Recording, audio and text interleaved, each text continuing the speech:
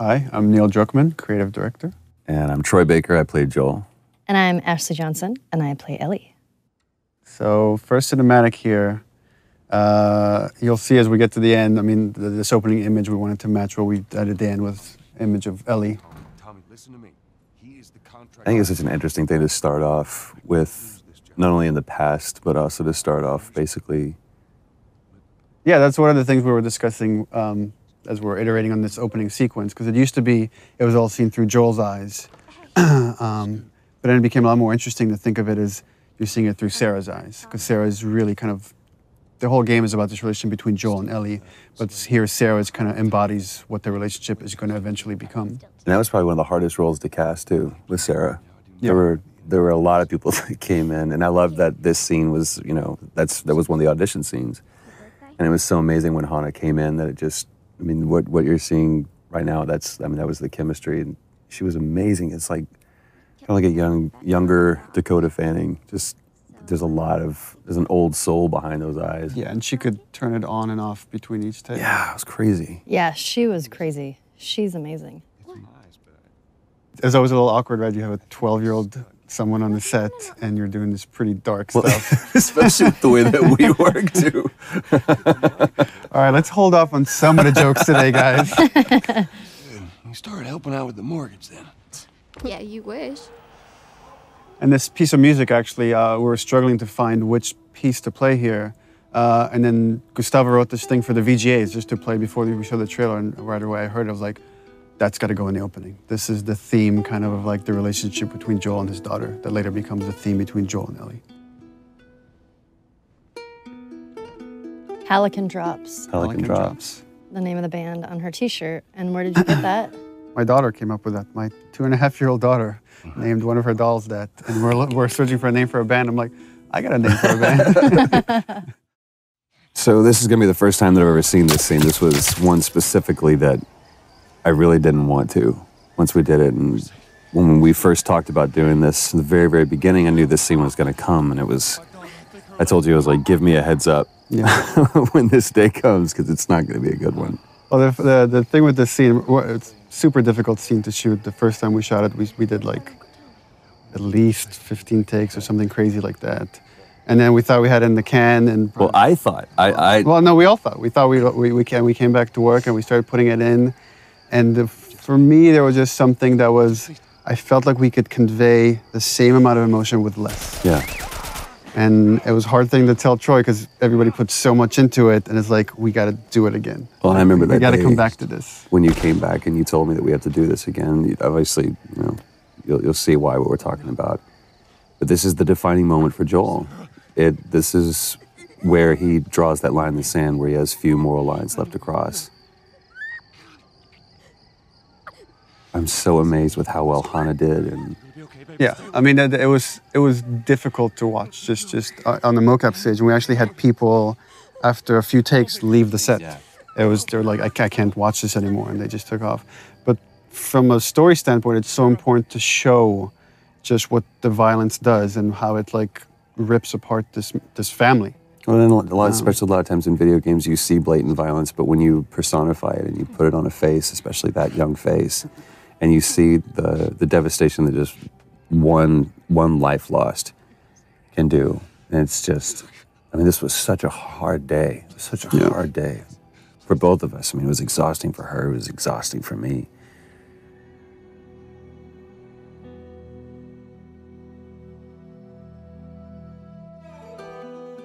So the opening credits, the thing with the opening, initially we didn't want to do opening credits, we didn't even have the idea for this, but the jump felt too sudden to go from Sarah dying to then 20 years later. And making up. We found that when people watch it in succession, they're not paying attention when we start introducing Tess in the world because they're still recovering from Sarah dying. So we're like, okay, well, let's have this opening sequence that can kind of help bridge the gap.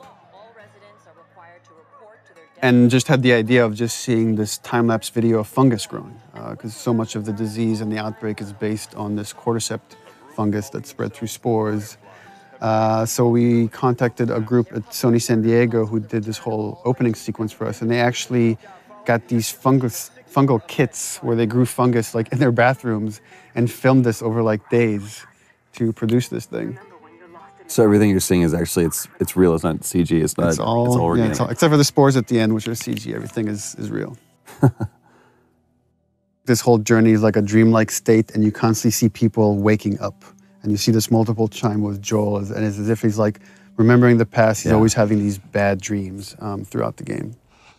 That was always something that we had to keep in mind when we did this scene, because we shot this before we shot Sarah dying scene. So it's kind of like we knew that those were going to be in one way or another kind of butted up against each other. But this is such a great thing. Again, this was in the audition thing that we did when we were trying to find Tess. And when Annie walked in, it was just like, she walked in as Tess. We saw a lot of different people for that. How was your morning? And this was just such a great, because the relationship you see from going from Sarah and Joel to now Joel and Tess, it's just, I don't know, you see everything, like the house that he was in before was nicer. He looked nicer, and it's not just the years have passed, but those years that have passed haven't been This also kind. gets into something interesting for me as a writer, which is you have a certain notion of characters or how you want the structure to be, and then once it's interpreted through actors like Troy, it changes. Like I've always imagined as Joel doesn't really care for Tess. He's completely shut down, and Troy treated it differently, which is I think he really cares for Tess, and even though he might not show it, and we just kind of embraced that. And you kind of see that later when Tess gets infected. That wasn't how the scene was originally envisioned, that Joel has such a reaction, but it became a lot more interesting to own that. Well, and also how much this relationship changed over, time and different writing iterations and just conversations that we had about this. Even, within the last month or so, we've had conversations about this. It's like, what is their relationship? Because we never define it. I think anybody else would have put it on the nose, they're lovers or whatever. There was one note that you gave, it's like, let's, for one specific take, and said, let's just assume that there was a fight last night over what, we don't know. This is that moment afterwards. So it was like this awkward tension between the two of us. But there's no like loving embrace, there's no kiss that Joel and Tess have. It's just such an interesting relationship. And the challenge was to try to, how much can we convey just through nonverbal interaction? Right. Our first torture scene. And it's with the lovely Robin Atkin Downs, which I was just joking and saying that it's not a Naughty Dog game if Robin isn't getting the shit kicked out of him. He's been in every game since Uncharted 1. And we just put him through the ringer on this one. Poor guy.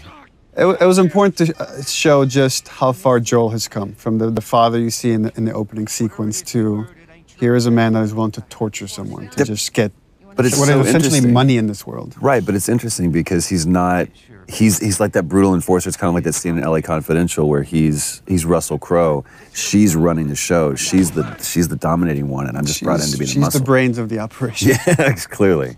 Stop! Quit your squirming. That's all Robin's expressions too. It's so great. They did such a great job with the facial. Yeah, it's important to note also, all the facial is hand animated. We don't use any facial mocap. We find that we get better results with our animators. And it almost becomes one-to-one. Yeah. It's just genius. I just need more time. Here it is. Wait for it. Give me a week. I might have done that if you hadn't tried to fucking kill me. Vote of hesitation. Guns. It's gonna cost you. I can't. We re-edited that. We used to show the break, and actually it was less brutal than when we didn't show it. When you didn't show it? Yeah, when it's left to your imagination, it's a lot worse. Yeah, but just you can see the way that his arm's positioned. But yeah, you're right. This is so revealing, not only about the relationship, but about, again, who Joel has become. To go from a father who just cares about, keeping his nose down and keeping the job and playing by the rules, to being a guy who could just literally break some guy's arm over guns. It's just crazy. Come on. Yeah, fuck those fireflies. Let's go get them. She loved doing that scene too. Annie loved that. She tried not to smile every time. And I love it's just business as usual. It's back to it. It's like, all right, so now what? And we're about to meet the very talented Merle Dandridge. Ah, Merle. Now, here's something interesting about this. Again, going back to the audition, that process. We saw a bunch of different girls, even girls that we had originally seen for Tess, we brought back to see. And they're all really Marlene. good. They're fantastic. And then Merle came in and just, And there was no question. And I wasn't there for that. And Ashley can chime in. Or no. Ashley was part of the audition for Merle. When she came in, it was hands down. Yeah. It's like, that's Marlene, come on. It's funny that all three of us knew like right away that Yeah, she needs to play Marlene. But you said we ended up setting up a special thing just for her. Yeah. Because you're like, you've got to see her. I want you to see her. Yeah, we had callbacks, and she was busy. She couldn't make it. And we had a special day of callbacks just to bring her in because we felt really confident that she could do it. 'Cause I felt like she was the only one who didn't play it all either super tough. Or street, yeah. Yeah, she kind of had. Yeah, she really straddled that line. It was so great. But we did that first scenes in the audition, literally first take, first scene. And she exits. It's at the very end of the game, and she turns around, she exits, and I turn around, look at Neil. I was like, I just mouthed, "Are you kidding me?" It's like, and I mouthed, "I told you so." Yeah, she did such a great job. This is another kind of thing that I think is interesting that's happening in video games, where we see two really strong women characters, female characters that aren't being over sexualized. They're just strong women. Here we go. Ellie's introduction. Yep. And this stuff is all shot out of sequence. So it's I don't know, maybe you guys could talk about the process of how you get into that state. I'm trying to remember that. I just really like the fact that the first time you see Ellie, you see her knife first. Right. I just think that's You see that she's awesome. a fighter. Yeah. I forgot that was the first time that you saw Ellie. That was the first scene. That just from the get-go, she's fighting.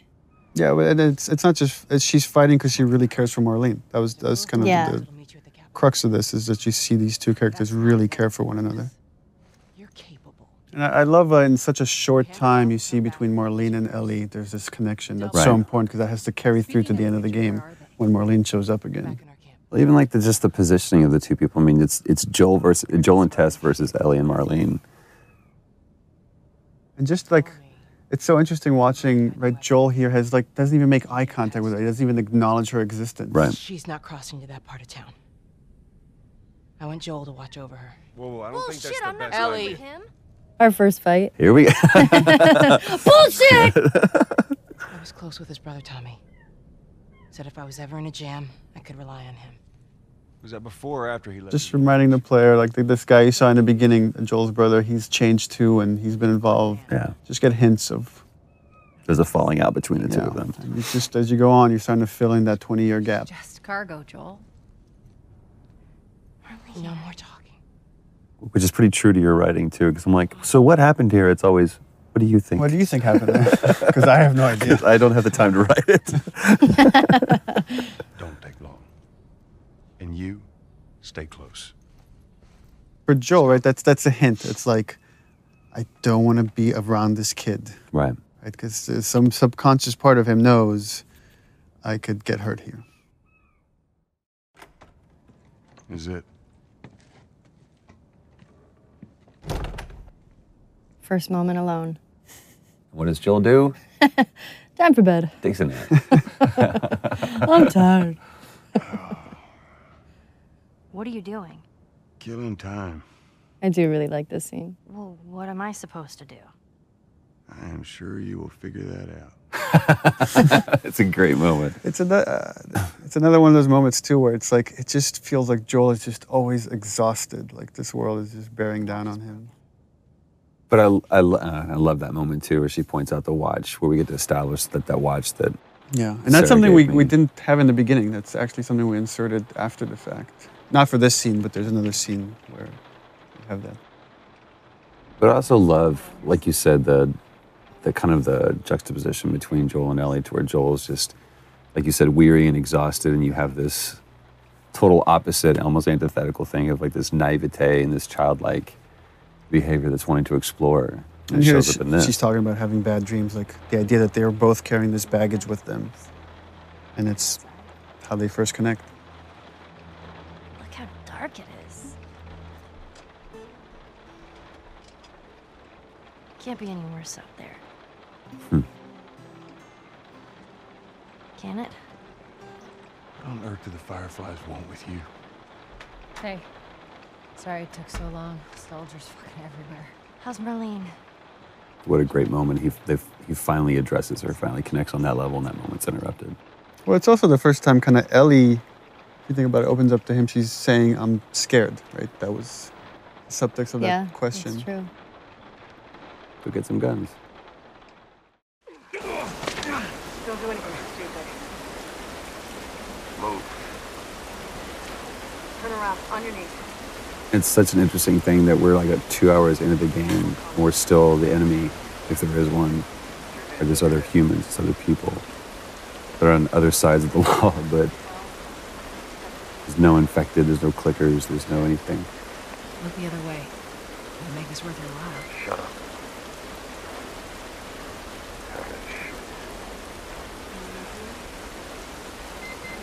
What's the ETA? Couple minutes. Love the attention to detail, the rain falling off their faces.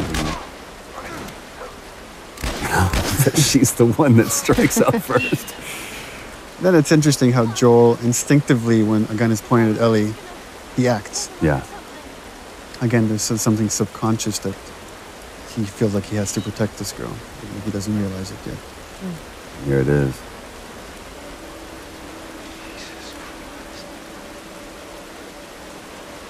Marlene set us up. So this is starting to build up that conflict between Joel and Tess. Yeah. And this is something we struggle in the story for a long time, is like, how do we motivate this guy that shouldn't really want to do this mission? How do we get him to take on this mission to carry Ellie across the country? And it was through Tess. So if we get Tess to really buy into this thing, and then Tess gets infected, then she can convince Joel to take this on. At least initially, at least until we can spend long enough time with Ellie so they can connect. Yeah. And then it becomes about something else. I'll also say, Ashley, when we were doing this, the way that you conveyed fear, because that's a very scary situation that you're in, because you felt like your back was against the wall. Yeah, this is where we kind of show you the difference between Joel and Tess. Yeah, because you're starting to see Tess really kind of buy into this, and you see some hope. Well, the thing I like about your performance here is you really get the sense of the conversation she's had with Marlene and the struggles she's been going through the past 3 weeks. She said that they have their own little quarantine zone with doctors there still trying to find a cure. It's where you see just deep inside how much Tess is desperate for any kind of redemption. Whatever happened to me is that... Remember, Ashley, we were talking about the scene and the idea that Ellie's not sure she believes in this thing. She feels this whole thing is insane and ridiculous. I remember that. I believe the direction I gave you was like, imagine you're giving yourself a compliment. Yeah. If you as a person in real life found out you were the cure for mankind. I'm kind of awesome. Yeah, you apparently, would. so And I am the Messiah. In that 3 weeks, you wouldn't, it'd be hard to own that. All right. Now watch your step as you're going out, because it's going to be a little... Little brat. I love the dynamics of this scene where it's like Tess has this secret, right? She's bitten. She's not telling Joel or anybody yet. Joel here for the first, again, he's connected. He can't help it. Was that everything you hoped? It's the first time he's like saying something semi-nice to Ellie. But there's still this layer of cynicism behind it. Come on, this way. He gets taken away by that childlike wonder. And this is something we added after the fact, the watch. The watch wasn't, we didn't have the watch at the time. Yeah. And Joel was just crossing his arms, and I asked the animators to like, oh, could you just flip his wrist and have him look at the watch? Yeah. This moment is reminding him of Sarah. Yes, ma'am. I love that it's almost a warning from Tess to Joel, like kind of like last words. It's like this determination, and you're not sure why. What's Yeah. different now, Tess? No. No, no, no. Tess's desperation. What happens now? I love and it totally comes across without many words or anything, just through the expressions on Joel's face, which is, I've put up with this long enough. Right. This is over. I've indulged you enough, Where's Tess. this lab of theirs? Oh, she never said. She only mentioned that it was someplace out west. What are we doing here? This is Yeah, not... that calm, pacifying, trying to talk some sense into you. I know that you are smarter than this. Really? Right. Guess what? We're shitty people, Joel. It's been that way for a long I time. love the fact that her character, It is over, Ted! she knows she's gonna die any minute, but she's still holding on to so much hope. Yeah. That, well, she's different. Right. Look at her bite. The world could still change. And it's kind of this theme that, like, this idea of, I've done all this crappy things, but it's all okay if I could do this one thing right. Right. And that kind of moves over to Ellie. And we see that theme later when Ellie, like, talks about it can't be for nothing. I got to point this out. Everybody else, because this was a part of the audition scene too, everyone else did that "don't touch me." They screamed it out, and I love the way she did that, where it was like that first "don't touch me." And it's just that realization. And I love the fact that Ellie's the one that figures it out, not Joel. Oh, Christ. And again, the back and forth Annie's doing between this freaking badass to such vulnerability and constantly jumping back and forth, and she brought that every take. We're all like, because every take she's like full on crying by the end of it. She's incredible. You're right. She's such a badass, but she was so vulnerable at the same time. It's just such a Shows hard two thing to sides of the play. same strength too. God, I'm such an Annie fan. You have to feel some sort of obligation to me, so you get her to Tommy's. I remember you coming out of a take, and Troy's like, look at me, he's like, you don't understand. You're not right there staring into her eyes. I can buy you some time, but you have to run. You want us to just leave you here? Yes. There's no way that... This moment where, like, Joel's like in denial. It's like, there's something I could do. They're not even understanding, like, she's gone. She's already gone. There's nothing he could do right now. And also she is just laser-eyed on Joel doing that, even though she's talking to Ellie. No, just go! Tess has to snap him out of it. It's like, you know that you have to do it. Ellie. And I believe this is the first time Joel refers to Ellie by her name. I don't think anywhere else in the game he does that. Beforehand. And again, it was important to stay. We stay with Tess, just showing. Here's her emotions finally coming through when Joel is gone. Like how I don't remember if we talked about this, but Ellie has just this, clearly a problem with authority, where somebody's telling her what to do. Yeah, for sure. I think that also, I have a problem with authority. So that came out a little bit in Ellie. Tess, I don't even know what Here's how this thing's gonna play out. You don't bring up Tess. Yeah, that's so. Joel knows what he needs to do to survive, which is just let go. Needs to let go fast of these things, or they will kill you. Don't tell anybody about your condition. That's great. I love that he refers to that as her Condition. You can very acknowledge. Just he's still trying to search for the term for it. Yeah. You being the whole cure for humanity thing. Good. I love that he says good, but the subtext is clearly like, all right, good enough. Yeah. That's all I'm gonna get out of this kid. Good chance he could get us a car. Okay. Let's get a move on.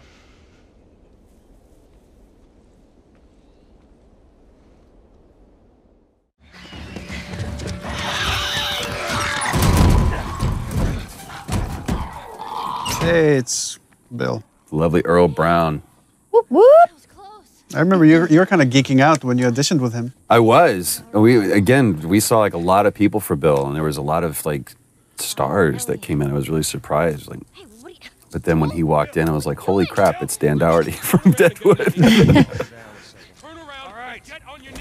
He's amazing to work with. I've worked with him before a while ago, and I just love working with him. You actually hit him in this scene in the face. That's right.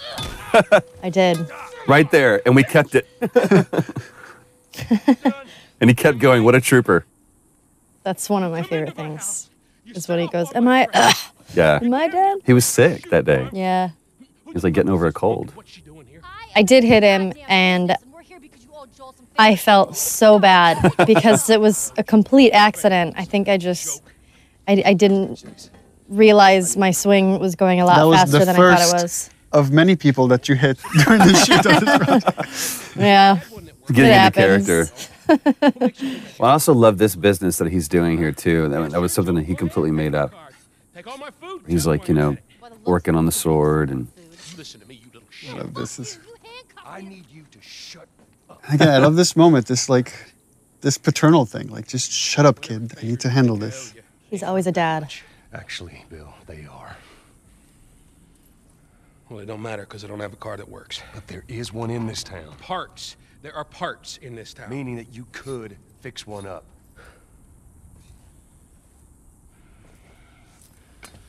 All right. It gives in. And I love just taking that time, take that pause. All right. It's on the other side of town. Now you help me go gather it, and maybe I can put something together that runs. But after this, I owe you nothing. That's fine. A couple of days from now, we'll probably be dead anyway. And it's like opening handcuffs, but again, I see it as this almost tender moment between Joel and Ellie. Stay right on my ass. Can't miss it. Another great Ellie line. Smart ass.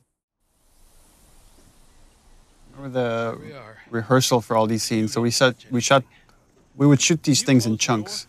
So we'd bring like Earl in and Ashley and Troy and just shoot we're going to shoot the whole Bill sequence. And talking to Bill, and he's about to talk about a partner that he's had. We've talked, there was a question I brought up, is like, what kind of partner is this? And Earl asked, is Bill gay?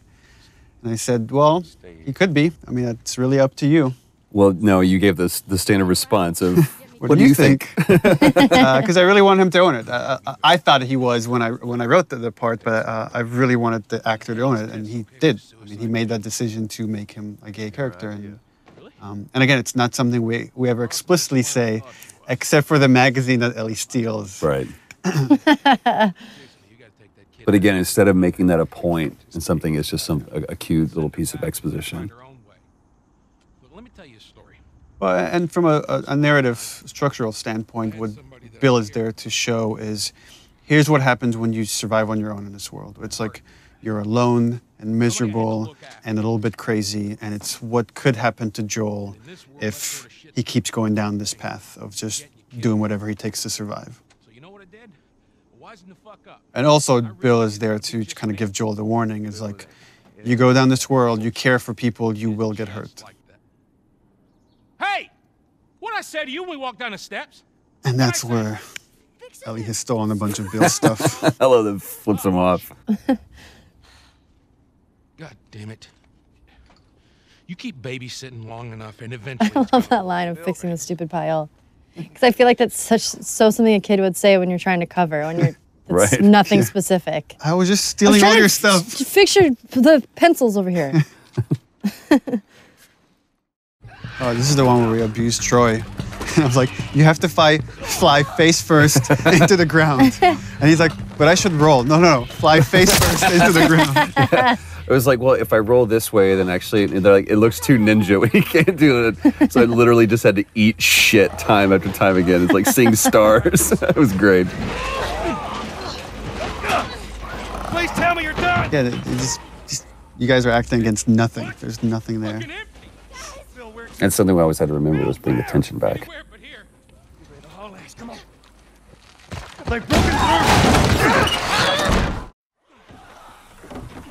Left to that, he closes a glass door like that's gonna do much. Yeah, right. So that worked out well. Oh, the thing I love here is that, that Bill constantly brings up Tess, not knowing that Right. Tess is dead because Joel doesn't want to talk about it. Right. But here it gets to Joel. And this is something that you guys actually just improvised. That wasn't in the script, this big fight that happens here. It was much more low-key in the script. Yeah, once he brings up Tess, that was something we kind of keyed in on. Jesus. What, you know this guy or something? Frank. Who the hell's Frank? He was my partner. They're both kind of lying to each other. If you think about the previous scene, right? He mentioned this partner, but almost like, I didn't care about him, I let him go, and you realize that's not the truth at all. He Right. really cared for this guy, and this guy probably left him. Right. Yeah. I love how clinical he is about this. Here. With that look on his face says everything. Well, that turn too that Earl did, with he realizes Joel is looking at him and he's being vulnerable right now, and he puts the mask back on. Yeah. And I remember like seeing that moment from Earl, I was like, yeah, we cast the right guy. Well, fuck him. And then that turn right there. Which again is kind of why Bill, what purpose Bill serves in the story, is to show that having those moments of emotion, there's nothing he feels, there's nothing but weakness. Get out. Get out. I love it. That relationship between the two of you was so it. good. That's what was great about the cast, is constantly having to switch from these really serious, dramatic vulnerabilities to playing tough, right? Because that's what you kind of have to do in this world, is let your humanity come out, but then learn when to shut that off to survive.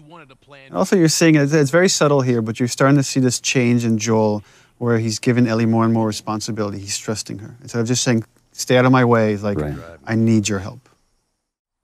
This is a good point that, you know, in case people weren't aware of the process. I mean, everyone at this stage, we had such great sets, even though it's kind of rudimentary, but they actually built a truck for us, and we used that truck so many times. But I think this was the last scene that we shot with Earl. Yeah, and rehearsals, I would try to give you guys as much of concept art and videos that we had, so you can imagine the space, because you have nothing there to act off of, except each other. That's right. You guys have each other. It's true. And I love this exchange between Bill and Joel too, because you know it's Joel trying to kind of apologize for an awkward situation and trying to show some sensitivity to him, and Bill just completely glosses over it. And the thing with Joel that I kind of admire, like, he can't come up with the right words. He can never come up with the right words. I was like, it's like a half sentence. He's like, so yeah. And Bill kind of finishes that for him, but it's which really helps my writing.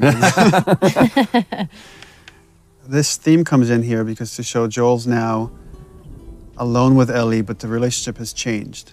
This is starting to become that theme we heard in the beginning with Sarah. Now we're getting into the first scene we ever shot, and this is your guys' edition right here. Yeah. Yeah, this was the first audition scene when I came in. When I read for you guys, along with another scene that I don't know if it's in the game or it probably changed a little bit. It's like the scene with the Walkman. Yeah, the scene with the Walkman. There's a scene. There was the scene kind of like it, but it's pretty different. Back at Bill's. I mean, all this stuff was just lying there. What else did you get? Well, and I especially love this because, especially at this point, we had no idea who Bill really was. That is actually before my... How many times did we come back to this scene? Like at least 3 times. Yeah, at least 3 times. I love what she says. I was like, hey, you know who this is? And the different versions of songs that we ran through with this too is great. I'm sure your friend will be missing this tonight. Mm-hmm. That's the guy on the cover is John Sweeney, one of our concept artists. That's awesome. Is the centerfold also his penis? We should have that unlockable. You could see what she's looking at. Yeah. Get your subscription to Bearskin Magazine today. I'm just fucking with you. And the awkwardness of that moment. But it's also such a great moment of levity between the two of them. I don't know, that's kind of a way of her complimenting him or trying to bond with him. Yeah. And it's something I was very conscious of when writing this stuff. It was like, this is making me uncomfortable here on the page. I have to leave it as is. Yeah. That's your litmus test. Yeah. I'm tired. I love that. Not even tired. Cut to passed out. This is the first scene, because it was part of that reveal trailer. It's the first scene that I ever saw put together fully, and I was just absolutely blown away how good it looked. It was the first time I'd actually seen, real flesh and bone put on Joel and Ellie. And the yawn we added after the fact. I remember that. Because we were like, she doesn't have a yawn. She should have a yawn when she wakes up. And then you were yawning on the set, and we're all yawning because it's contagious. I know, just watching that, I just yawned. I tried to be quiet about it. I love that this moment of silence and kind of peacefulness is broken up by this. Joel knows this trick. What about the guy? He knows it because he's done this before. Right. Poor John Bentley. And I love, again, how that music is playing not as a score, but coming from the car. It's just great. I believe that was Ruben that we hit and Yeah, had that him was fly, Ruben. fly off the truck like that.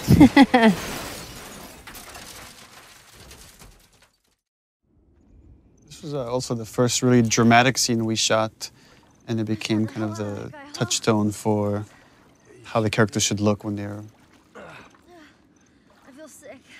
really pushed. It's so interesting when she's, you know, again, it's this moment of vulnerability when she says, I feel sick, and Joel's, Glad I didn't, right? again, being very didactic and pushing her away. She stands up for herself. This is the first time she stood up for herself. How about, hey, Ellie, I know it wasn't easy, but it was either him or me. And I love that line, Saving my ass. you know, it's either him or me. Come back to that. And he can't do it. He can't admit that she saved his life. Lead the way. So this is, in the story, the first time Joel really is trusting Ellie and seeing her as pretty much an equal to him. That he has to rely on her to survive in this world. This is one of the first cinematics that we saw too, and we just, Yeah. it's still one of our favorites. We keep coming back to it and laughing because I love this exchange between the two of them. What about me? You stay here. This is so stupid. We'd have more of a fucking chance if you let me help. I am. You seem to know your way around a gun. You reckon you can handle that? Well, I sort of shot a rifle before. He's like, shit, rats, that's it? Fuck. BBs. I love that line. Oh, shit, here's what we gotta work with. We usually avoid these kind of cameras that rotate around something that are trying to do too much, but it felt like this moment kind of needed it. Yeah, I love it. It's a weird parent-kid moment. Yeah. But he's teaching her how to shoot, to kill. Get another round in there quick. Listen to me. If I get into trouble, There's a really nice, when I watch like Ellie's performance, this balance between she's trying to be a hard ass, but you could see in her eyes she's kind of terrified of the situation. Yeah. But even in this, there's almost a little bit of excitement there too. Either whether it's about the reality of her killing isn't real, or if it's just, I have an opportunity to make Joel proud.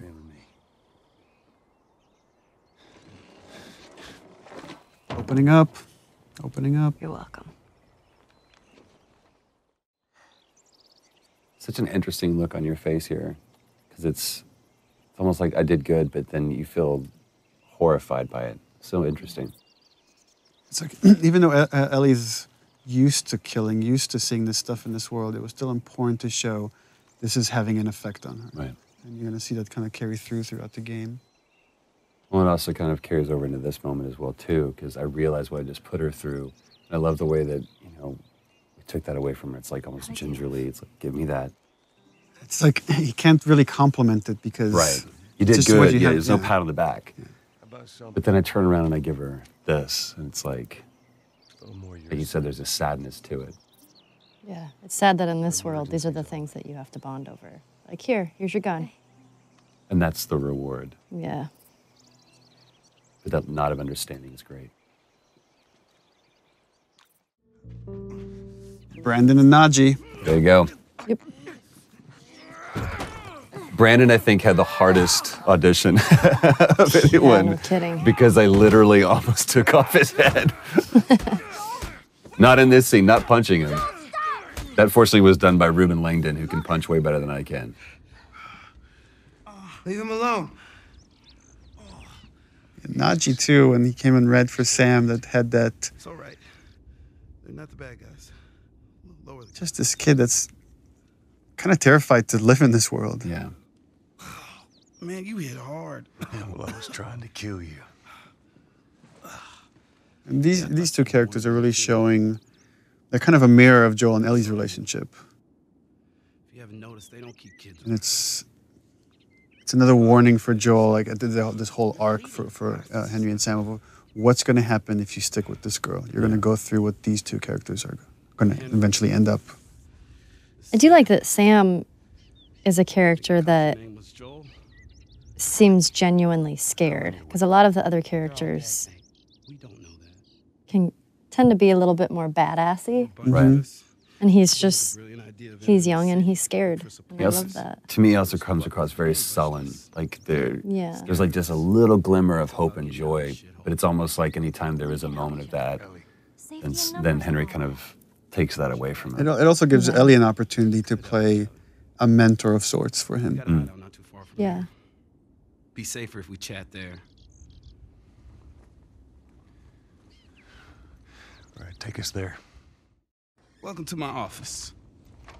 One thing that I think made Brandon such a great choice for this, and the right choice for this, is this scene about how much he owned it and the pride that he had in showing off this wonderful camp that they had made for themselves, and kind of like trying to impress Joel, and Joel just very nonplussed about the whole thing. He's like, oh, good for you. Yeah, you've done this. And relax. We're safe.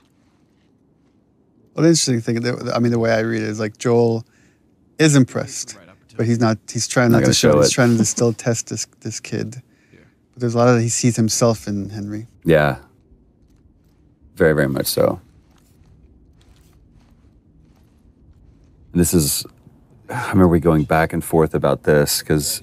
Oh yeah, because layout changed. Because initially they were going to go through the camp at night, and then we had to change the layout, so we had to go in and re-record these lines.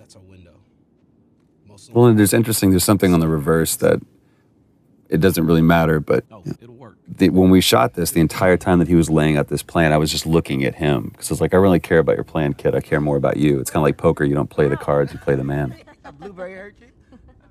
Again, one of those fleeting moments where kids can be kids. She doesn't seem bothered by all this. Such a powerful line. And Joel completely just dismisses it. You guys were actually doing that in the background while we were doing this scene. This was so great. It wasn't like shot separately. I know, we were just fooling around. He was like, shut up. It just seems like there's a lot of people putting their stock on the Fireflies these days. Yeah, maybe there's a reason for that. So you don't know. I love this standoff, even though it's a sit-off almost between the two of them, where Joel's just pushing him for information just to see where this kid's grounded. Easy. That nod. Yeah, the threat being so subtle, but it's there. Yeah. And it's the other thing, again, that Brandon did with this that everybody else didn't do. They kind of really got in Joel's face, and he didn't. He didn't posture himself that much. It was just like, I'll take care of mine, you take care of yours. And also that he doesn't correct him about your daughter. Mm-hmm. Joel doesn't correct him. He's not, she's not my daughter. You and your girl, you want to join us. It goes down tonight. I guess we best rest up then. And I guess that's the most Joel's going to give him. Yeah. That's all Henry needs. Joel sleeping again. These were my favorite scenes where I just got to sleep.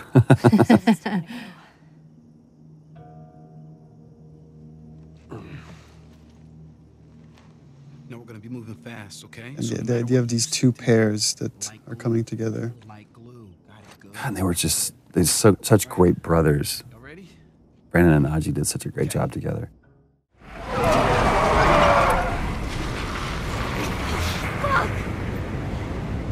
How many bullets do you have left? I just remember it was funny because jumping off of this bridge, there's just a rope? a line of tape, and then you have to like jump off of it. Because we were both stepping over it at first. They're like, no, this is like 50 feet down. I was like, so we got to do a whole thing. It looks ridiculous what we're doing. It's like, with our arms above our head. I know. And this part where you're in the water, we had you on a cart. That's right. And we just pushed you across yeah. mocap stage. It was actually pretty violent being on that. It was. It's pretty scary.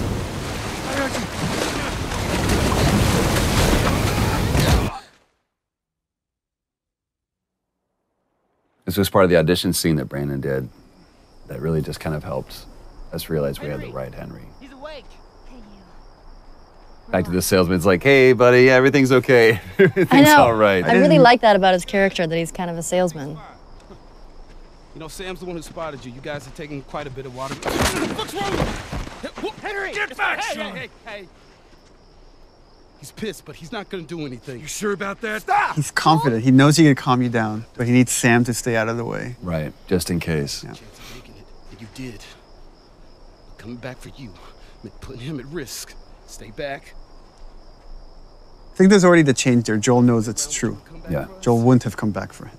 I saved And even when we were shooting this too, I mean, that's you really get into that moment, and every time that I felt that hand on my shoulder, it's almost like that Hulk moment where you realize, oh, I felt bad for letting you see that part of me, because so far I really haven't, in these moments, let that demon out. I've done what I've had to do, but this is just cold-blooded murder I'm about to do. The thing with Henry, which Brandon really brought to it, which is making light of everything for Sam. Everything is done for Sam. Right. I think he really is intimidated. He is scared in the situation, but he's making light of it so Sam isn't as scared as he is. Because the second that Sam sees that he's scared, Sam will be scared. Silver lining kid. This is the longest Short scene in the game.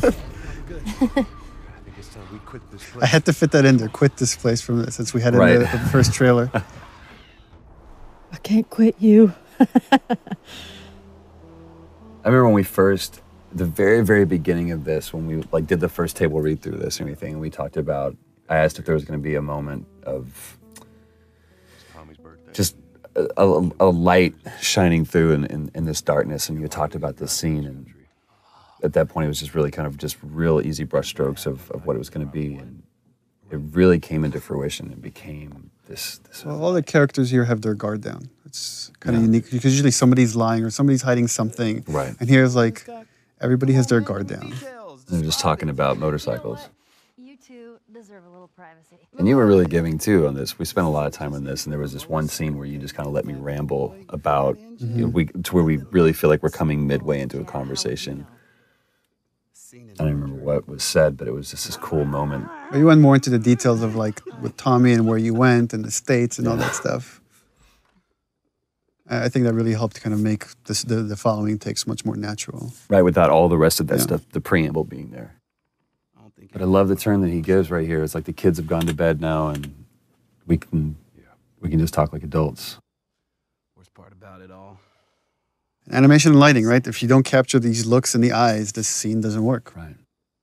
The thing that I love about this is that he's set up a little office for himself, kind of like what Henry did. You know, it's this, I'm being official, trying to be a grown-up. He's still a kid, and we see it in this moment. I really enjoyed working with Brandon and Najee.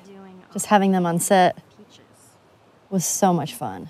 They're such Najee great especially, dudes. like Najee's hilarious. We're doing this crazy scene, and we like cut, and then he's like just starting dancing or singing whatever, you know, YouTube hot song at the moment. You know, song bombing us all day. They were so much fun. I just adore them too.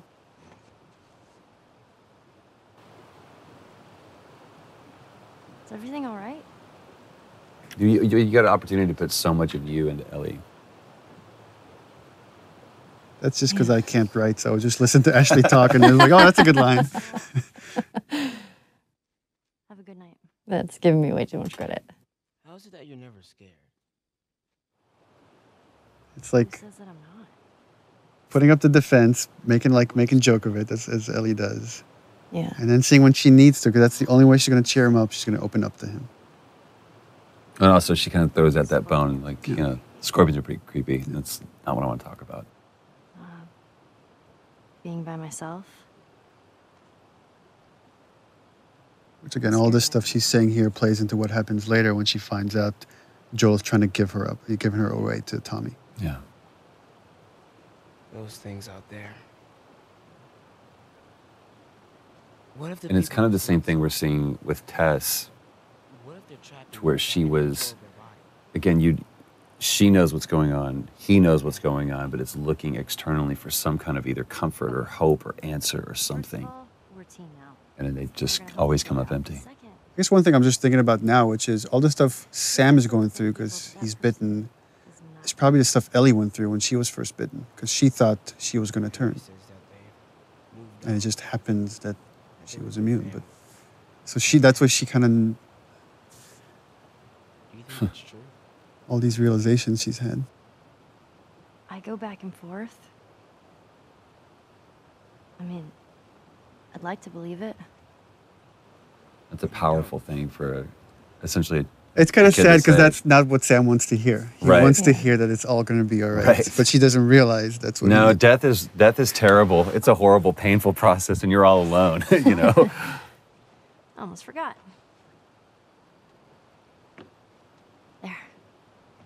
he doesn't know about it, he can't take it away. All right. This did make me sad because, I'll see you tomorrow. you know, he spent that whole night alone. Like, Oh, you yeah. know, Henry didn't go back in there. I let him sleep in, just like. Yeah, let him sleep in. Oh.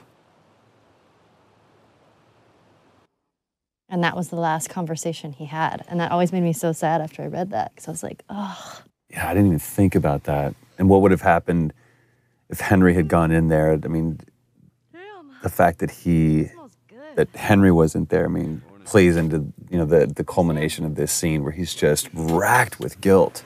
I mean, one thing we were very conscious of when putting the story together is we would have these really kind of dramatic moments that change the characters significantly, and then we would cut to some more time in the future. Yeah. And so you don't get to see right afterwards what happened to it, and then you get hints of how this affected the relationship, which is what you get into the next gameplay sequence. And this whole thing is, it's a huge change in Joel here, because now he sees, this is what's going to happen to me. The same thing that's happening to Henry right now is what would happen to me if I'm going to keep going and let Ellie get hurt. Yeah. And it's like, he's going to, after this moment, he makes the choice, like, I need to give her to Tommy. Oh my God. Sam? Oh no. I have no idea what that would do to a person to actually see that, to have to do that. Yeah, I remember talking with Brandon about this when he's saying it's all your fault. He's not talking to Joel, he's talking to himself. Yeah. Okay, easy. Yeah, the thing that's cool with this piece, Gustavo's music, is that you're carrying that weight. You're carrying the weight of that emotion of everything just happened onto the next scene, which even though they might not be thinking about Henry and Sam right this moment, but it's just that feeling is lingering going forward.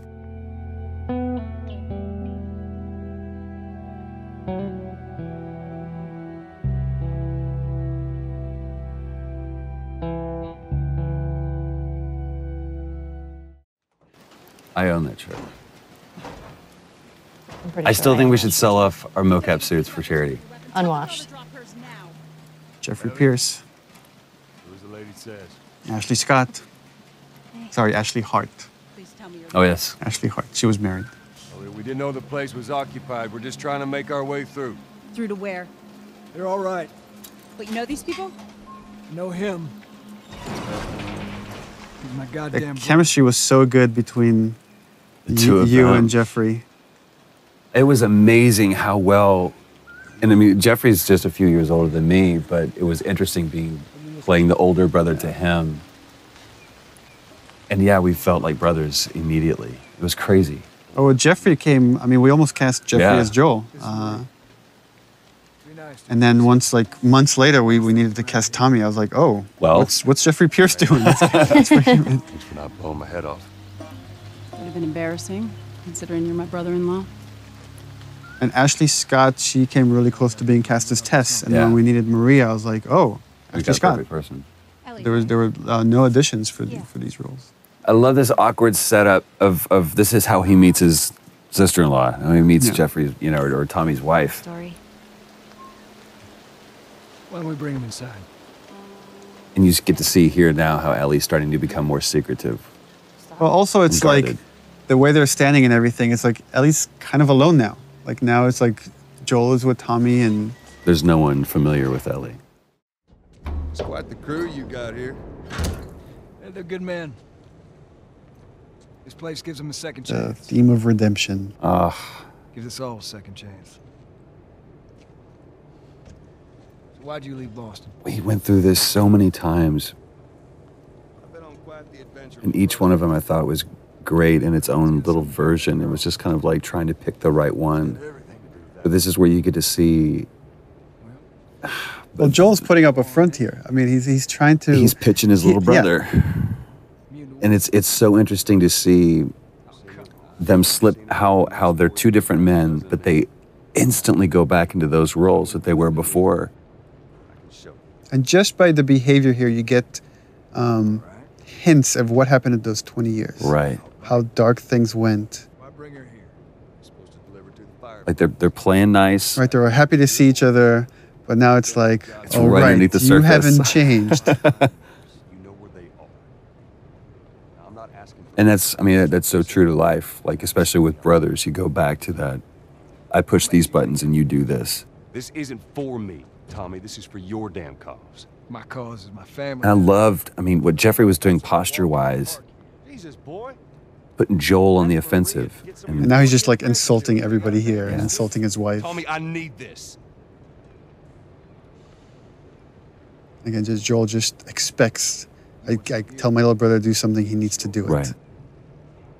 But I ain't taking that Which is totally based on my brother. This is how you gonna repay me, huh? Repay you? For all those goddamn years I took care of us. Took care. That's what you call it? I got nothing but nightmares from those years. You survived because of me. It wasn't worth it. Tommy here, Tommy and Maria shows that even in this world is horrible, you could find peace in it. Right.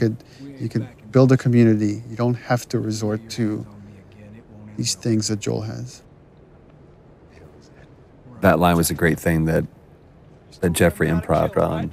Put your hands on me again. It's a good Southern phrase. You okay? Yeah, I'm fine. Joel! Oh man, they were coming in from every direction. Then Maria was like, "We gotta run." That's where you see Tommy realizes for the first time that Joel really cares for this girl. This isn't just a job. And that's where he has that change and he's like, oh crap. This is why he's asking me to do this.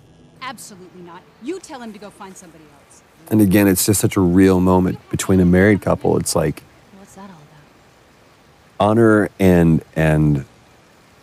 you know, doing something for selfishness and everything else that doesn't play in this world anymore. Those are archaic ideals. Tell you where the lab is? I don't want you to go out there because you're going to get killed, and we don't owe him anything. Because I'm sure all she knows is the 20-year-old Joel, 20-year-old version of Joel. Why would you risk your life for that guy? You hate him, essentially. One fuck up and then I turn into one of those widows, okay? And for Ellie, it's important to show that she could just read Joel. She has this bullshit detector that just by the way he's answering her questions, she understands exactly what he asked Tommy to do. Maria. Here we go. Love this moment. Here we go. If anything at all happens to him, it's on you. The posture and everything, he knows he's in the wrong. He knows he can't ask Tommy to do this. Yeah. She's thankful, you know. Yeah, I know. I'll take that girl of yours to the Fireflies. You don't have to worry about it. He really cares for you. There's so much more behind it, though, than that, than just care. It's Tommy showing that he's the bigger man, that he's the better man. That he's allowing his brother to be shallow and selfish. I think he knows what his brother's been through. He knows why he can't go through that again. Which way? This is probably my favorite scene. What a long day this was. Boys, movies, deciding which. I honestly think this is one of the best scenes that you wrote, Neil. It's bizarre. Get up. Because it says so much about this world and especially Ellie, where she's at and realizing how different and how much of a chasm there is between this world and that. I agree. Goddamn stupid. Well, I guess we're both disappointed with each other then. What do you want? I think I really like about this scene is that they're both kind of, I guess, being selfish in a way, and yet it's coming from a place because they really care about each other. Like they don't understand that they both have been through horrible things, and they each think what they've been through has been worse. I love that she calls him out on that. What are you so afraid of?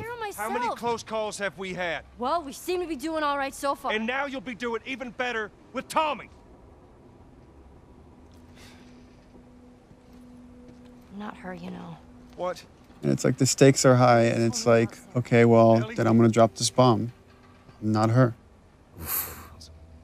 Mighty thin ice here. It's like, how many years has it probably been for Joel since he even like Don't thought about it, mentioned it?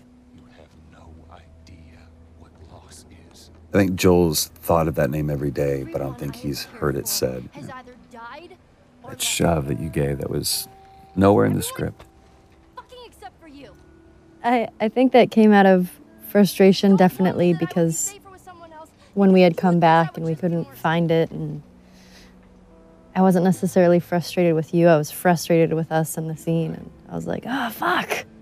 It's so cold of Joel to do this. And I've had people on the team ask me to remove this part, that he's being too cold. And I'm like, no, it's like, because she's being so vulnerable and he's having these feelings, he's trying to shut it down.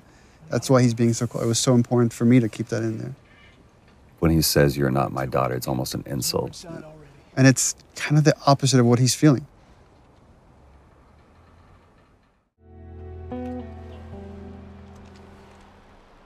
This scene was such a great opportunity to show even just like all these mini arcs with characters. You know, we don't have a lot of time, and we're not gonna, we can only tell Joel and Ellie's story. We can't go into such detail with Bill and Tommy and Tess and Marlene. But you get this great resolution between these brothers because you get the full arc of it in just a short amount of time. It's like the way I approached it is the seed has been planted. Like when she says, "I'll just be more scared," that Joel just needs time. And in time, he will change his mind because he doesn't want any, deep down, he doesn't want anything that will hurt Ellie or. So over there, the idea is just this little horse riding montages. That change is brewing. And Gustavo's music doesn't hurt. What's so great about how this plays out is there's really nothing happening but just this passage of time. That used to be a level that you played through. And just during production cuts, we changed it. So it actually worked out better. It just became this idyllic idea that you never fully reach. You just see it from the outside. Where is this lab of theirs? It's all the way out, University of Eastern Colorado. Pointing out this moment that there was probably a time when these two used to watch college football together, you know, and calling out, he's like, "Hey, go Bighorns," you know, for our college that we made up. I want one of their T-shirts so bad, University East Colorado, because Colorado is such a big state. I don't want her coming after me. Sorry for stealing your horse. Look, come back to town. Let's discuss it at least. Maybe my mind's all made up. University, Eastern Colorado. How do I find this lab? It's in the science building. Looks like a giant mirror. You can't miss it. And the idea of offering Joel a place of refuge, a place of redemption. Well, and originally we had some, I think there was a line that I threw in there, something that was like maybe someday or something. It was just too on the nose. And we ended up saying we don't need that. Yeah. It just needs to be the look is enough. Well, and the offer to me is enough. Mm-hmm.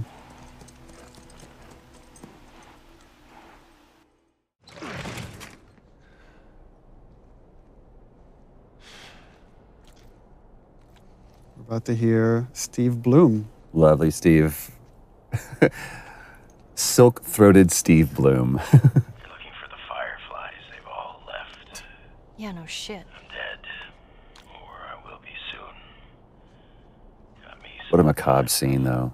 I love that Ellie's just kind of thumbing through things. She's pretty frustrated with not having found the Fireflies, not knowing where to go. Man, I love Steve Bloom's voice. He makes me want to clear my throat. Trying to save the world. It's mean. Good luck with that. Do you know where that is? I know the city. Is it far? Again, this is where we really start kind of getting the sense of how Joel and Ellie are just chasing their tail. There's, chasing a phantom. Get down. Oh!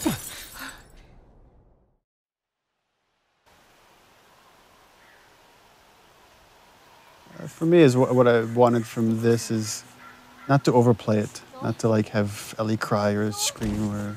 Shit, Joel. There's probably a lot of panic that happened between this moment and the next. Well, and what a great line too. You got to tell me what to do. When almost the entire game she said, "Don't tell me what to do." And here is where we've been lying to everybody when we've been saying you don't play as Ellie. That's right. Yeah. Asked point blank. Do you play as Ellie? No. I know. In this moment, a lot of this project and the story has been constructed around this moment, which is where the roles flip, where now it's Ellie that has to protect Joel and essentially bring him back to life. Bye-bye, Bunny. It's a pretty cool reveal, too. To pan up. And there's Ellie as the hunter.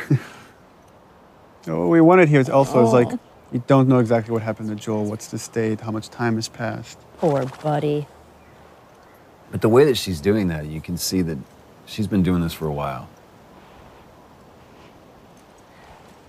You'll just startle it.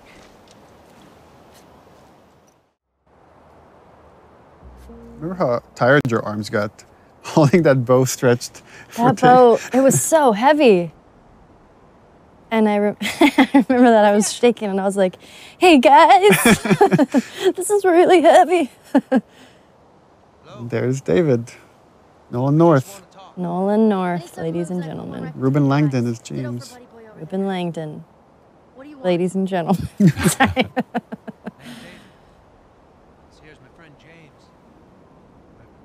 Remember, like, I showed Nolan a part of the game early on, and he's like, oh, you gotta get me a part somewhere in there. I'm like, okay, I got something for you. I got a role for you. But I will say this, because I mean, I was on set just for a brief part of this, but that's when I mean, I've always been a fan of Nolan's work, but that's when I was truly awed by him at how he crafted this character. He took what you had and just really brought it to life. Yeah, I told him the most important part is don't play a bad guy. Yeah. This guy's charismatic. We have to believe that people will follow this guy. And that Ellie could trust him. Yeah. Buddy boy can go get it. He comes back with what I need. The deer is all yours. Anyone else shows up... You put one right between my eyes. That's right. It just shows what versatility Nolan really has. Yeah, that voice, I mean... It's so comforting. It is very comforting, but it's interesting now that I'm hearing it, knowing what we went through. I get, it's a little unsettling now, hearing it. 'Cause I'm like, ugh. Back up.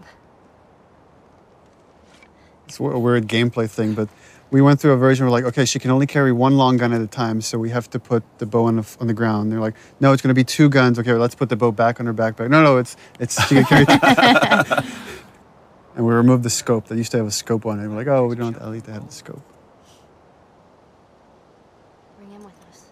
I remember being so relieved in this scene when we switched the gun out and I got to put the bow down. I was like, ah. I love how David complies, too.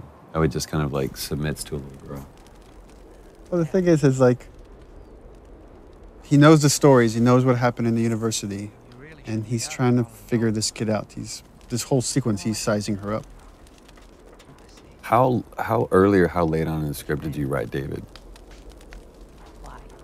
I mean, it was written not that long before we shot it. Because remember, you it started out mentioned, from like, a pretty small. King. Yeah, it was referred as the Cannibal King. We just knew that Ellie was going to run into the worst of mankind, and she would persevere and come out on the other side. But then once like Nolan came in and started like putting David together, it became a lot more interesting to make him this really charismatic guy that is just infatuated with Ellie.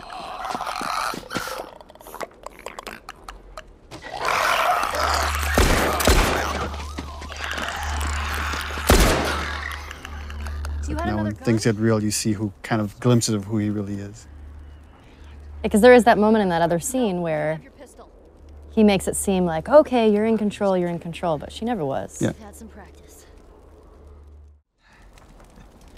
Well, you handled yourself pretty nice back there. What's cool about David and the conversation I had with Nolan about him is that he's trying to win Ellie over by being honest with her. And here's the part where he's like, I feel like she's ready. I'm going to kind of reveal myself. And I think like I could still get her to come around. Now, you see, I believe that everything happens for a reason. Sure. The other interesting thing, thematically, that's everything happens for a reason is the same thing that Marlene really believes. That everything happens, like it's something she repeats to Joel at the end. But you're kind of seeing how all these characters are just, how much they're willing to go for what they believe in.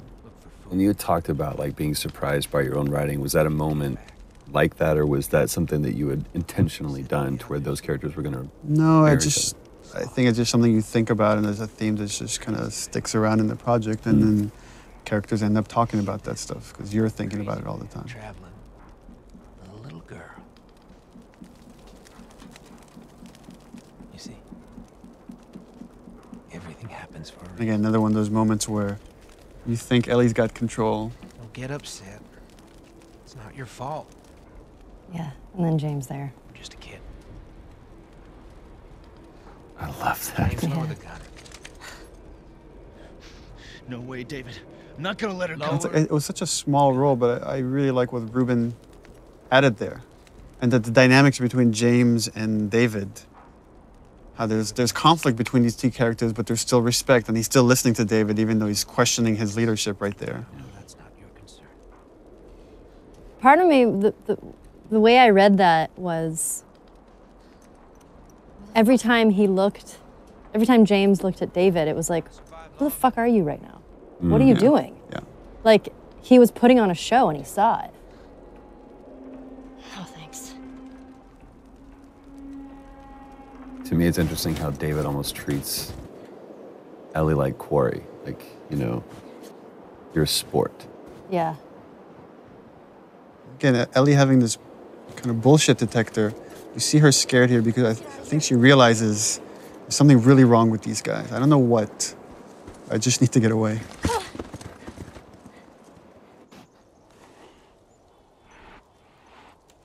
It's interesting from watching this, though, I would completely believe David. I'd follow that guy. It's crazy. It's because you're a cannibal. This little moment, this breath before going to see what's downstairs. And again, for players, it would have been like a while now since they've seen Joel. Joel? Once again, Joel's asleep. I only managed to get a little bit of food. I love how these roles have switched, too. Where now it's, you know, the protected taking care of the protector. Move your arm. It used to be open, and then we were like, oh, we should probably stitch that It up. was also on the other side. We had to come back and reshoot it, too. Oh, continuity. Actually, this one, I remember we shot this one again because this is going Naughty Dog method. Everybody can like say the 2 cents. Amy Puckett, one of our coordinators, said, where's Ellie's backpack? And we shot it without thinking about Ellie's backpack. And it was like, oh, we should bring it back in and use it as a pillow. It's like such a cool little touch. You're gonna make it. Yeah, those shivering things was pretty cool. Yeah. The towel thing, right? Let's see, you did that. Well, yeah. I mean, he obviously he animated it, but a great moment of them falling asleep next to each other too. Again, her watching over him.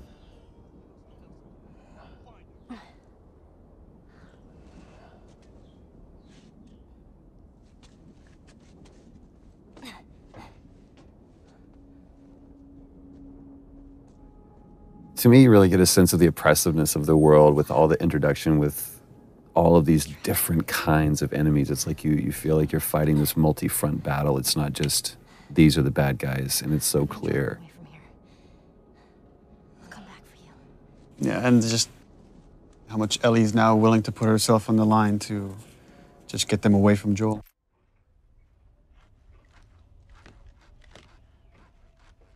Wakey, wakey.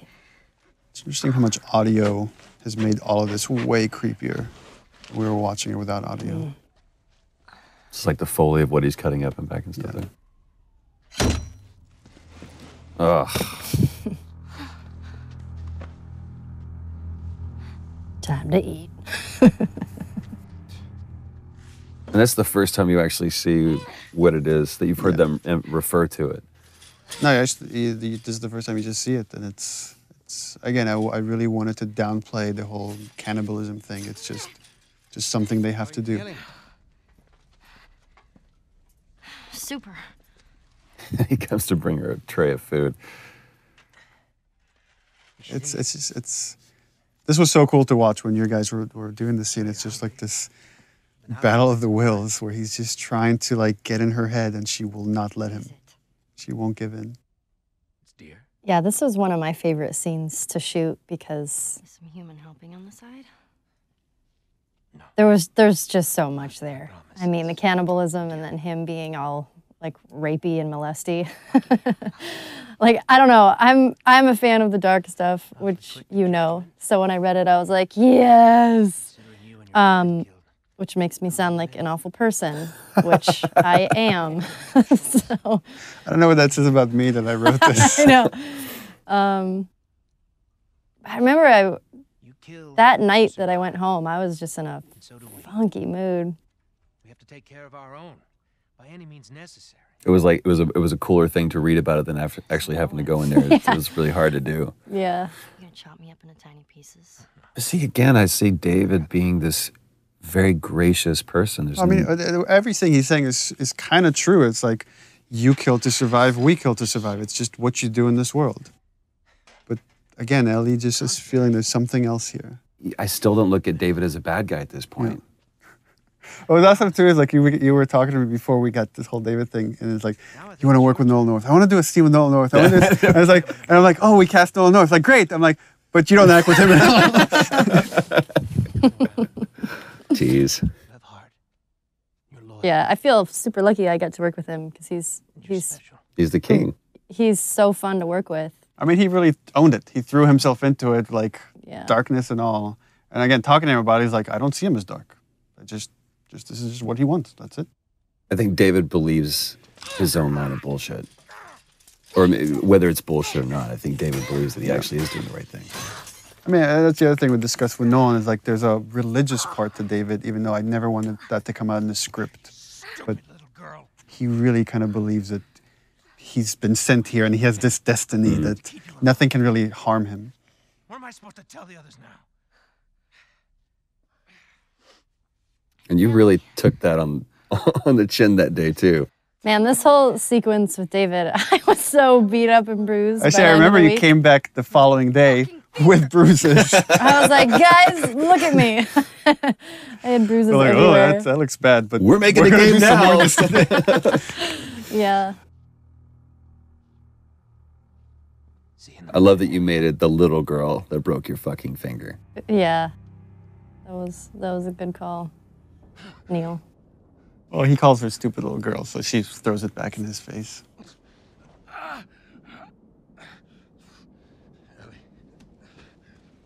I also like that she gives him her name under her conditions, which is, I'm going to give it to you, but I'm going to insult you. Right. I also like the fact that Ellie is still so strong that even though she's in that cage, she's still kind of in control. Yeah. But it's a much stronger, that's a different strength than you'd shown anywhere else in the game before. It's like that winter was a really, really hard winter for you.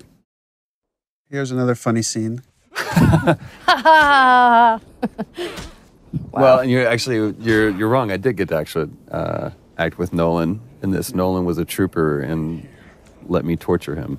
Although we did record over his lines with Liam O'Brien. That's right, the lovely Lob. The lovely Liam O'Brien. This actually is my favorite scene in the game. Is it really? And it, after I saw you guys shoot it, and then when I saw the animation and everything, I was like, I just love this scene. What is it about it you love so much? I love that Joel is just quietly violent. And that you pop off the guy's This is his kneecap. job, right? This is what he's good at. Yeah. And it's also for me, when we talked about this, it's like Joel going back to this, like, all right, you want this guy? I'll be this guy. We've spent almost the entire game for him to stay away from being that guy. But in this, and it's like, I still know it's like how we're to going fuck back you to up. the moment in the beginning we saw him with Robert and Tess. Yeah. This is what he does. This is what he's done in this world. Yeah, it's a no-brainer. He's good at it. Chokes him out and breaks his neck right there. All for the benefit of that guy. And it's like, if there's any like notion that someone has hurt Ellie, then I'm gonna make every single one of you guys pay. That's all right. I believe him. No, wait! And actually, this is the scene where I think he got beat up the most. Yeah. Where you did? Yo, yeah. Yeah. I had bruises over my whole entire body. It was ridiculous. Yeah, this wasn't stunts. This was you. Yeah. I warned warned you. The thing that I love about this scene is how much Ellie's using her brains and her physicality, like everything, to like get out of this situation. Right there. Roll up my sleeve. Look at it! I'll play along.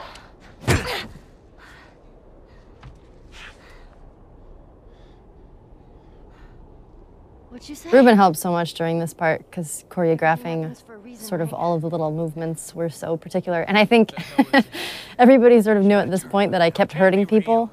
So Ruben was like, you have to give her the foam knife because she will hit me.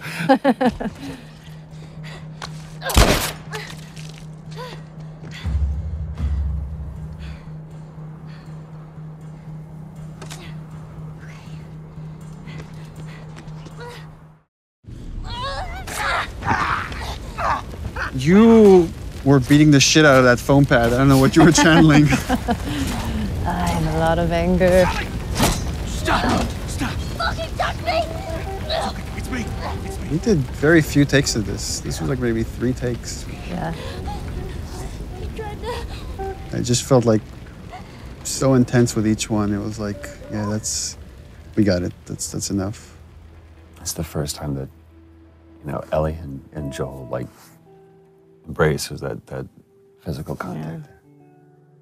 And it's such a great choice, I think, for you to. The dialogue wasn't important. Yeah, it was just a gesture. So it was like, just let the music take over, and it's the same theme from when, you know, his daughter dies.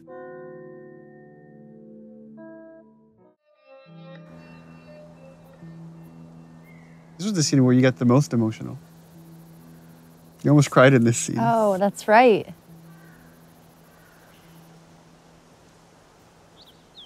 We don't have to do this. You know that, right? First time Joel questions the whole idea of this mission.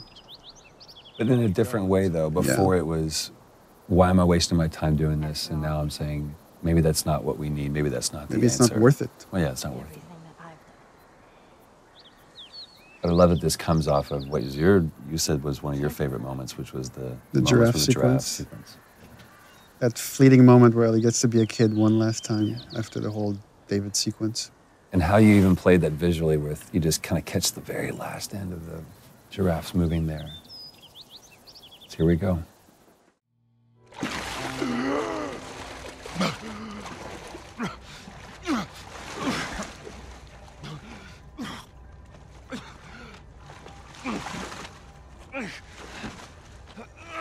Oh, Ellie's dead.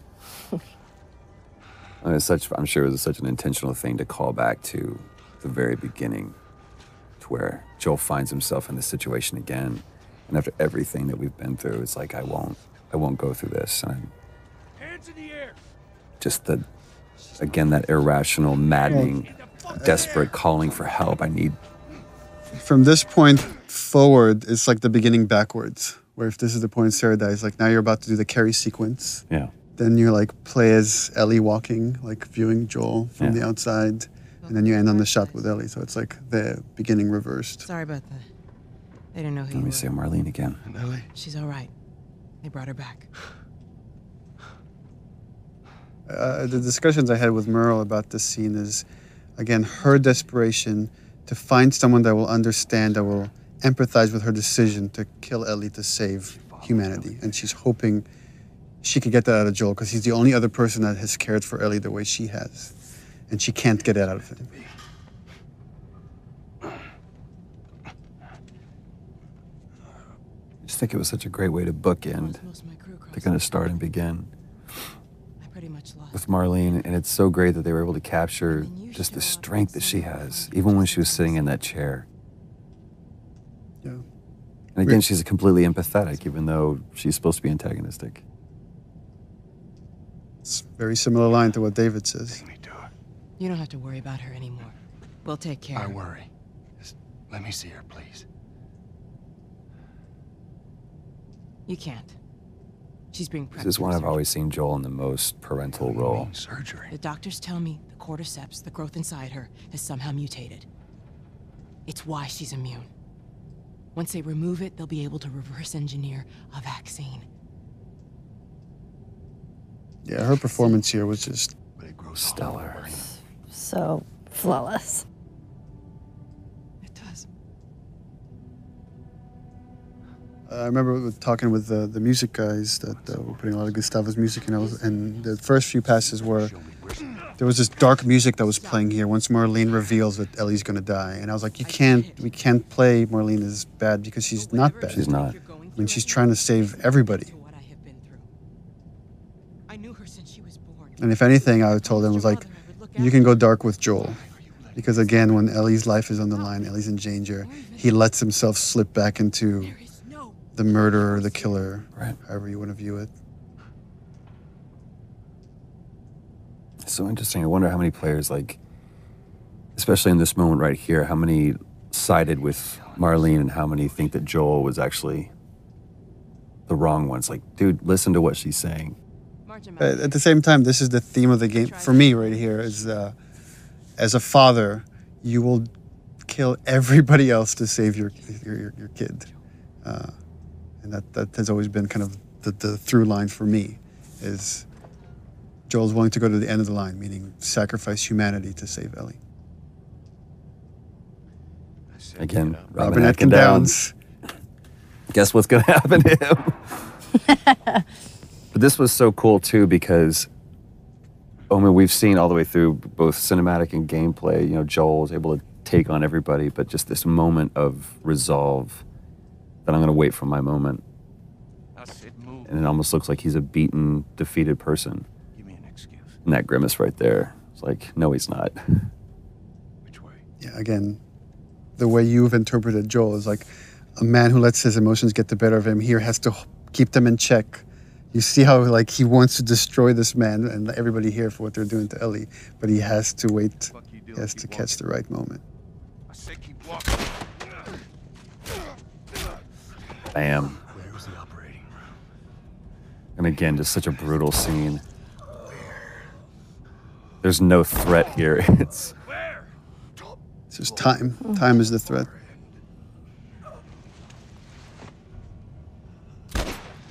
Now I'll let you die.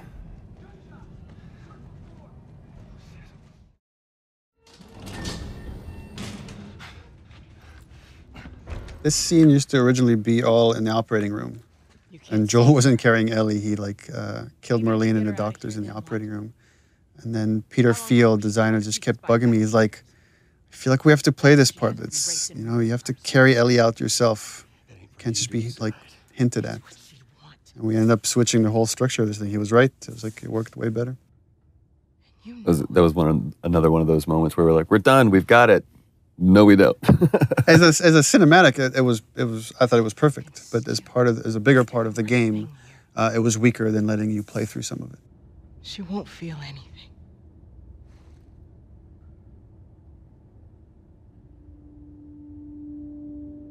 Again, the only hesitation Joel has is that this is what Ellie wants. And it's such a great decision to show, just cut to this, give the audience, the player, just one last moment of, well, what did he choose? Just to sit in that decision. It was also important to show the lie against the reality because the lie has so much weight here at the end. Throughout the game, Joel has never lied to Ellie. He might have disagreed or he might have dismissed her, but he's never outright lied to her. What happened? And for me, this was the moment I decided to lie. We found the Fireflies.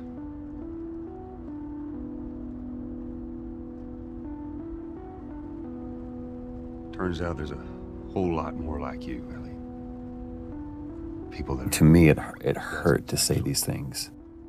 Ain't done a damn bit of good neither. Because once Ellie started believing that I actually had something, that I was someone, you're basically telling Ellie, you're not special, you're not important, and everything you've done was for nothing. I'm taking us home. Yeah, in the first few versions of the scenes, there's like Ellie had all these questions like, sorry, what happened? Why?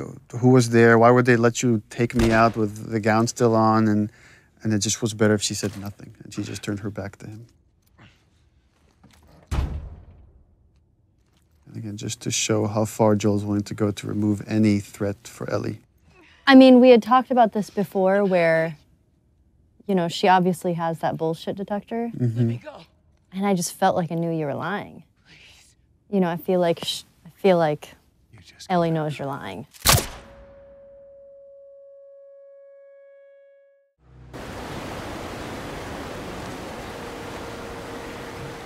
Go, the end.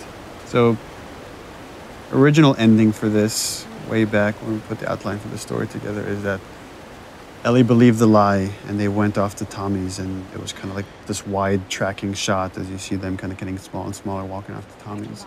But as we went through the story and the characters got more and more developed, it's like it didn't feel honest. It didn't feel like Ellie would buy into all of it.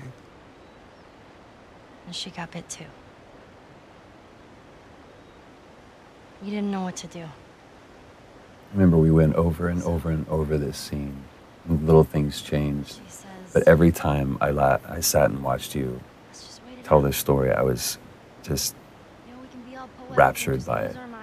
It was so easy to listen to you tell this story. I'm still waiting for my turn. Ellie. Her name was Riley, and she was the first to die.